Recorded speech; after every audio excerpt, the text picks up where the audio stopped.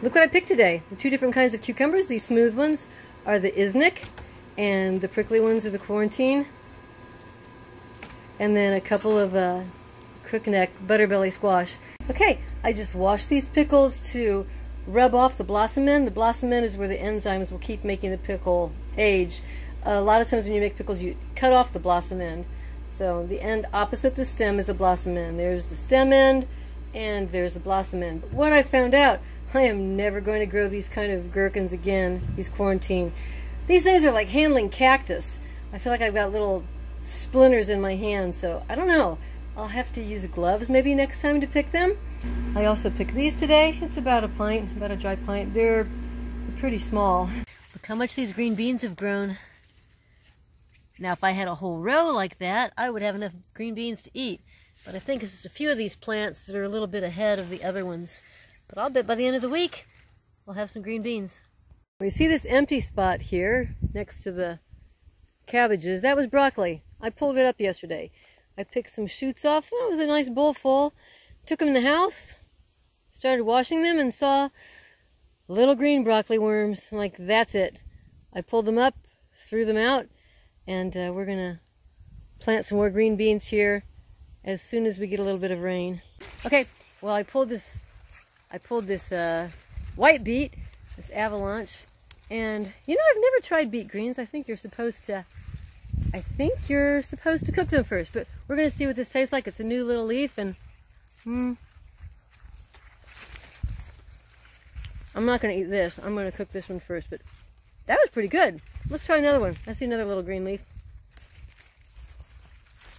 Ah, not bad, not bad. If I didn't know for sure that I had planted white beets, I would think this was a turnip.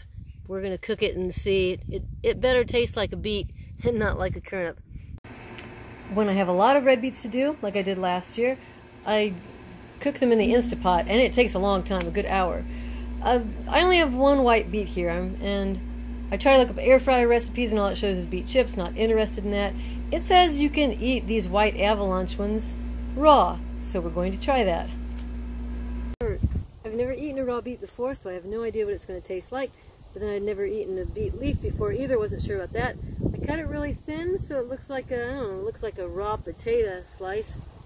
I said these could be eaten raw, but to tell you the truth, it needs to be cooked. And I have no idea if this is going to turn out. It looks like onions, doesn't it? It's not onions, it's those white beets.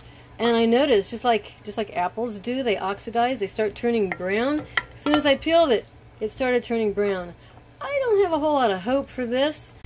When you cook whole beets on the stove in water, steaming them, it takes a long time. I'm talking 70 minutes, and the whole house will stink. Believe me, it smells really earthy, like dirt. These slices of white red beet, I don't have a clue how long it's going to take. So I guess I'll keep cooking them a little bit, tasting them, and see what we've got. Well, I decided that, remember, these aren't onions, these are white beets. When you cook things, you usually cook them to what's called fork tender. And some of these are fork tender, and I tasted them, and they're pretty good. I just had an idea. Possibly a marvelous idea, possibly not. I've never made this before, but I've seen recipes for honey roasted beets. So I put a little bit of raw honey on these white beets, and if I don't burn my mouth here, I'm going to taste them and see what they taste like. Yeah, let's let the honey get all melted into them, because I don't know, they needed something. Okay, that one's too thick. This one here looks done. I've had the heat turned off, but it stays pretty hot. Alright, I'm going to taste these, see what they're like.